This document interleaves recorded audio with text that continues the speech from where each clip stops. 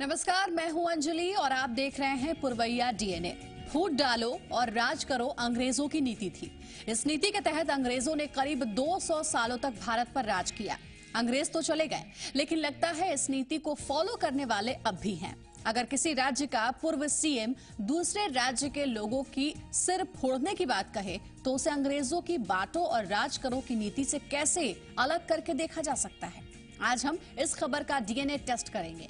साथ ही झारखंड कांग्रेस की टूट की संभावनाओं पर भी चर्चा करेंगे। इसके अलावा बिहार के सीएम मांझी को लेकर उनके पार्टी के प्रदेश अध्यक्ष की क्या राय है, ये भी देखेंगे।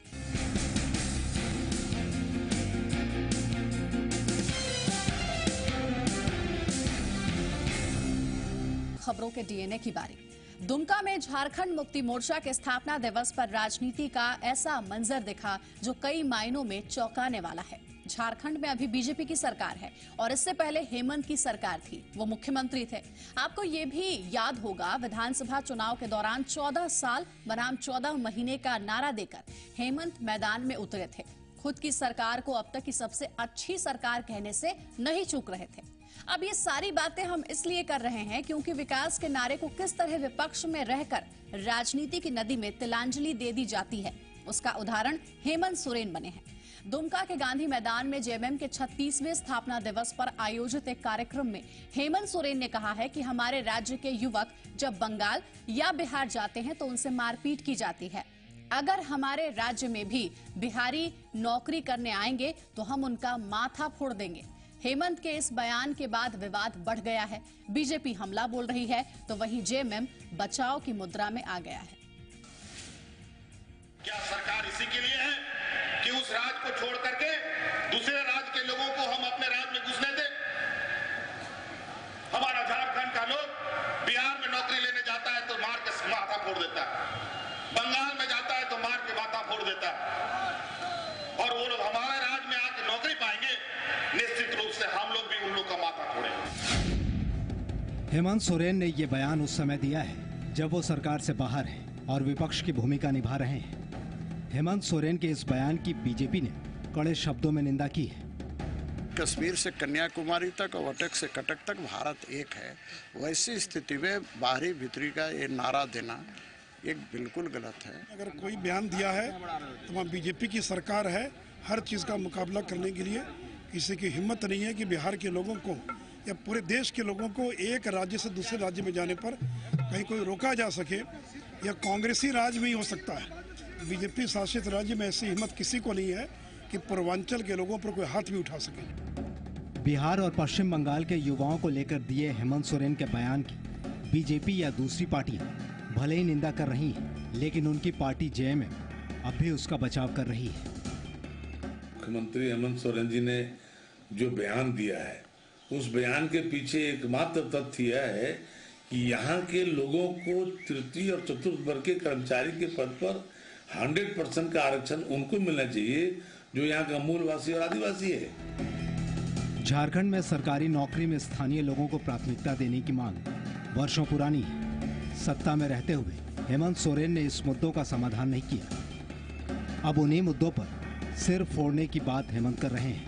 सवाल है कि बदलाव के लिए वोट करने वाली जनता भी क्या ऐसे मुद्दों पर संजीदा है? दुमका से विकास और रांची से आशुतोष सिन्हा की रिपोर्ट, जी मीडिया।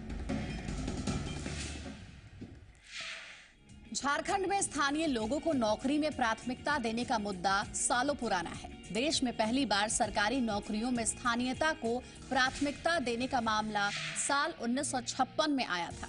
उस साल संविधान के 7वें संशोधन के माध्यम से राज्य सरकारों को स्थानीय या राज्य स्तर पर निवास करने वालों को नियोजन में आरक्षण के लिए नियम बनाने की शक्ति दी गई। इसके तहत स्थानीय लोगों को बहाल करने के लिए सीट आरक्षित करने का मामला उठा था। देश के भीतर नियोजन में स्थानीयता का भी सवाल यहीं से शुरू हुआ, लेकिन संविधान का अनुच्छेद 16 इसमें आड़े आ गया। कहा गया कि डोमिसाइल या स्थानीयता के नाम पर देश के किसी नागरिक को नौकरी करने के लिए आवेदन देने से रोका नहीं जा सकता है। इसके बाद विभिन्न राज्यों ने स्थानीय के लिए सीट आरक्षित करने की बजाय स्थानीय नियोजन नीति बनाई और उसमें स्थानीय को प्राथमिकता देना शुरू किया, लेकिन अब तक कहीं भी स्थानीय को आरक्षण नहीं दिया गया। झारखंड बनने के बाद पहली बार 29 अप्रैल 2002 को राज्य में डोमिसाइल को परिभाषित करने के लिए एक संकल्प जारी हुआ था। उस समय बाबूलाल मरांडी की सरकार थी। इससे जुड़े 2 और संकल्प 8 अगस्त और 19 अगस्त 2002 को जारी किए गए। उसमें था कि वही व्यक्ति स्थानीय माना जाएगा जिसका अपना या पूर्वज का नाम जमीन के सर्वे रिकॉर्ड में रहेगा। प्राथमिकता के आधार पर स्थानीय व्यक्ति की ही तृतीय एवं चतुर्थ वर्ग के पदों पर बहाली करने की बात उठी थी। इस नीति को लागू करने के बाद राज्य में काफी बवाल मचा था। हाई कोर्ट में जनहित याचिका दायर होने के बाद 5 जजों की संवैधानिक पीठ ने 27 नवंबर 2002 को सरकार के इस आदेश को निरस्त कर दिया था। कोर्ट ने स्थानीय व्यक्ति को फिर से परिभाषित करने का आदेश दिया था। इसके लिए सरकार को स्वतंत्रता प्रदान की गई थी। झारखंड में डोमिसाइल के जिन्न ने बाबूलाल को सत्ता से बेदखल कर दिया। तब से अब तक जिस किसी भी पार्टी की सरकार रही, उसने स्थानीय नीति बनाने को लेकर पहल नहीं की। हाँ, चुनाव के पहले ये हर पार्टी के लिए मुद्दा होता है, लेकिन जिस पार्टी की सरकार होती है वो इस मुद्दे को नहीं छूती और जो विपक्ष में होता है इस मुद्दे के सहारे राजनीतिक रोटी सेकने की कोशिश करता है। हेमंत सोरेन का ये बयान भी उसी का हिस्सा है, क्योंकि हेमंत विपक्ष में है। वे जानते हैं राजनीति के केंद्र में अगर बने रहना है तो इस तरह के ज्वलंत मुद्दों को हवा देना होगा। लेकिन हेमंत सोरेन के इस तरह से आंदोलनों का हश्र पता नहीं। महाराष्ट्र में मनसे की राजनीति मराठा बनाम गैर मराठा की थी। देखिए आज पार्टी कहीं की नहीं है। लोकसभा से लेकर विधानसभा तक पार्टी का सुपड़ा साफ हो गया है। चलिए आगे बढ़ते हैं। झारखंड में मंत्रिमंडल विस्तार में देरी और कांग्रेस के 4 विधायकों के बीजेपी के संपर्क में होने की खबर ने सियासी पारे को चढ़ा दिया है। इस बीच कांग्रेस विधायक इरफान अंसारी ने सीएम रघुवर दास से मुलाकात की, जिसके बाद चर्चाओं का बाजार और गर्म हो गया है।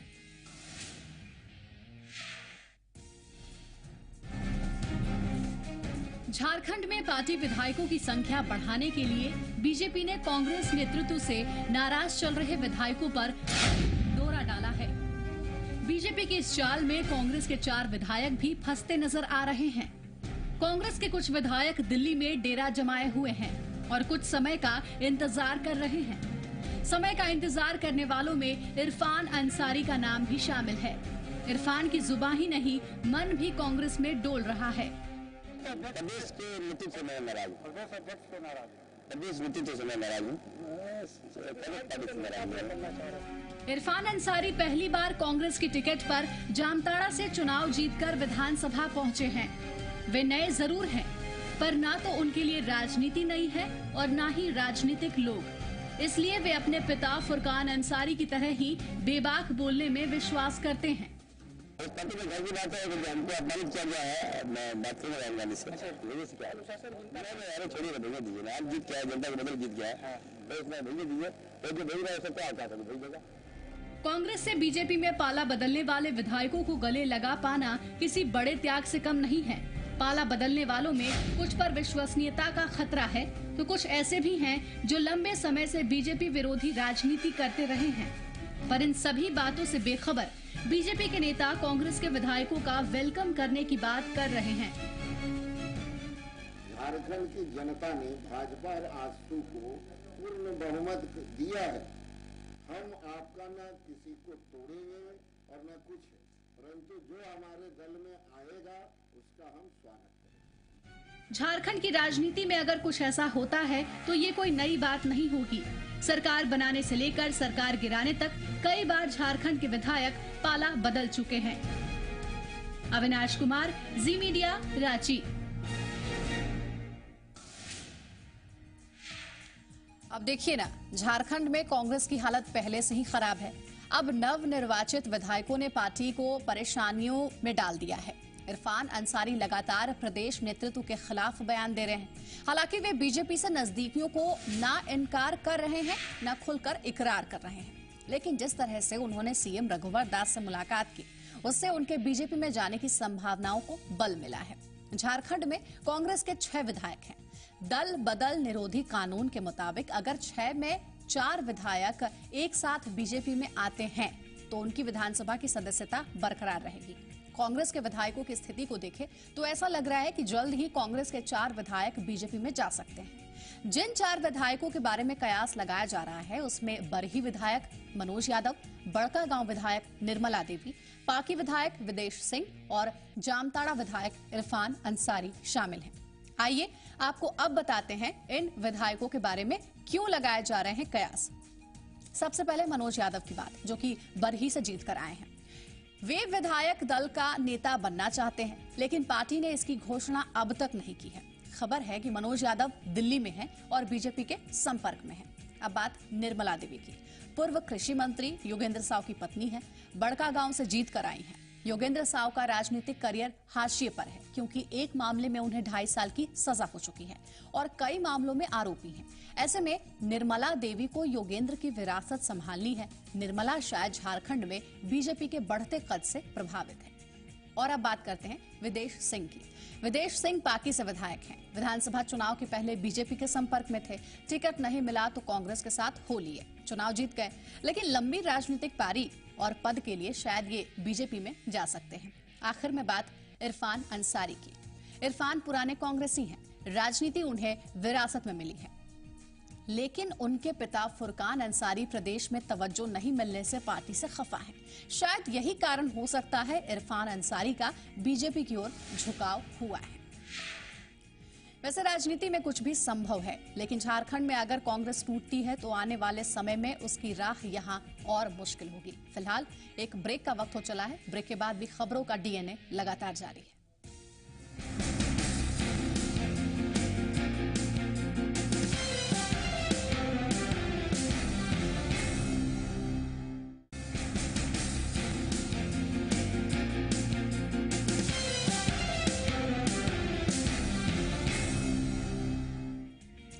ब्रेक के बाद स्वागत है आपका। आप देख रहे हैं पुरवैया डीएनए। बिहार जेडीयू में इन दिनों सब कुछ ठीक नहीं चल रहा है। यह अब नहीं पार्टी के प्रदेश अध्यक्ष वशिष्ठ नारायण सिंह के बयानों से लग रहा है। उन्होंने पहली बार खुलकर माना है कि मांझी और मंत्रिमंडल के सहयोगियों के बीच दूरियां बढ़ी हैं। वशिष्ठ नारायण सिंह के इस बयान पर जहां बीजेपी चुटकी ले रही है, वहीं कांग्रेस और आरजेडी इस मामले पर खुलकर बोलने से बचती दिख रही है। 2015 की लड़ाई में बीजेपी को जमीनी हकीकत दिखाने की कोशिश में लगी जेडीयू के लिए संकेत अच्छे नहीं हैं। पार्टी की जमीन खिसक रही है और हर बार खिसकती जमीन दरार को और चौड़ी करती है। पार्टी के प्रदेश अध्यक्ष ने पहली बार स्वीकार किया कि मांझी और मंत्रियों के बीच मनमुटाव कोई कल्पना नहीं बल्कि जेडीयू की सच्ची कहानी है। और हकीकत के इसी आईने में तस्वीर नीतीश कुमार की भी दिख रही है। तो क्या यह मान लिया जाए कि पार्टी के अंदर पीड़ा इस स्तर पर है कि प्रदेश अध्यक्ष खुद को रोक नहीं पा रहे? देखिए, मुख्यमंत्री तो कह रहे हैं, तो अब चूंकि सरकार वो चला रहे हैं, पार्टी की गतिविधियां भी चल रहे हैं, तो हमको तो लगता है कि मुख्यमंत्री को स्वयं पहल करके मंत्रियों से को अपने साथ लेकर के आगे बढ़ना चाहिए। उन्हीं का मंत्रिपरिषद है। मांझी के हाथ में कमान सौंपने वाली पार्टी मांझी से ही तीर संभालने को कह रही है। यानी पहली बार सरकार और मंत्रियों के मामले में जेडीयू खुद को मांझी से दूर करता दिखाई दे रहा है और इसी दूरी में दूर की सियासत करने का मौका बीजेपी ने भी ढूंढ लिया। आग लगाएंगे वशिष्ठ नारायण सिंह और नीतीश कुमार और आग बुझाएंगे मांझी जी। तो दमकल थमा दिया मांझी जी के हाथ में और किरासन तेल और माचिस लेकर बैठे हुए नीतीश कुमार तो मंत्रियों को भड़का रहे हैं। पूरे संगठन पर उनका कब्जा है और कह रहे हैं कि जो खाई बढ़ गई उसको पाटने का काम जीतन राम मांझी करें। तो बेचारे जीतन राम मांझी की ये कहाँ हिम्मत। इसलिए तो मैंने आज कहा कि जीतन राम मांझी को हिम्मत दिखाना चाहिए और उनको हटाने की कोई कोशिश होती है तो विधानसभा को भंग करके उनको नया चुनाव कराना चाहिए। सरकार के अंदर आग लगने जैसी स्थिति का इशारा वशिष्ठ नारायण भी कर रहे हैं, पर अग्नि परीक्षा से गुजर रही पार्टी को आरजेडी राह देती दिखती है। उधर कांग्रेस एक अच्छी सहयोगी की तरह सोच विचार करने की सलाह दे रही है। यानी कांग्रेस को भी लगता है कि हाथ से मौका फिसल न जाए। कहीं विवाद नहीं लगता है बाहर से देखने में। और लेकिन अगर प्रदेश अध्यक्ष का ये बयान है तो क्या माना जाए? प्रदेश अध्यक्ष तो प्रदेश अध्यक्ष का बयान आया है तो प्रदेश अध्यक्ष बता सकते हैं, लेकिन बाहर से जहाँ तक हम पार्टी का अंदर में तो हम नहीं हैं, हम तो बाहर हैं। अपने राष्ट्रीय जनता दल के हिसाब से जो हम देखते हैं वो दोनों में कोई ऐसी बात नहीं है, खटास की बात नहीं है। देखिए, जेडीयू का आंतरिक मामला है और मैं समझता हूं कि जनता दल यूनाइटेड के जो वरिष्ठ नेतागण हैं वो इसे जितना जल्दी ठीक कर लें वो उनके पार्टी के लिए बेहतर है। अपनों की महफिल में मांझी बेगाने दिख रहे हैं। सवाल ये है, मांझी महफिल संवारेंगे या जेडीयू खुद उस चराग को बुझा दे जो महफिल को रोशन कर सके। ब्रिजम पांडे, आनंद अमृतराज और आशुतोष चंद्रा के साथ ब्यूरो रिपोर्ट, जी मीडिया। इस खबर का हम डीएनए जरूर करेंगे इस छोटे से ब्रेक के बाद।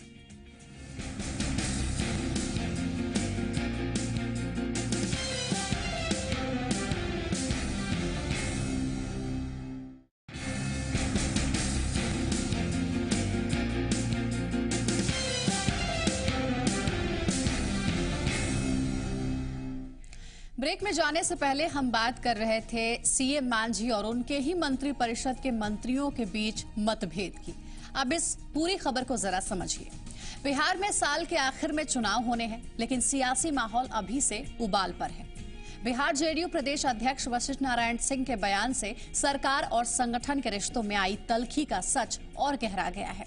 नीतीश कुमार और जीतन राम मांझी के समर्थकों के बीच जारी जुबानी जंग ने इस सियासी पारे को चढ़ा दिया था।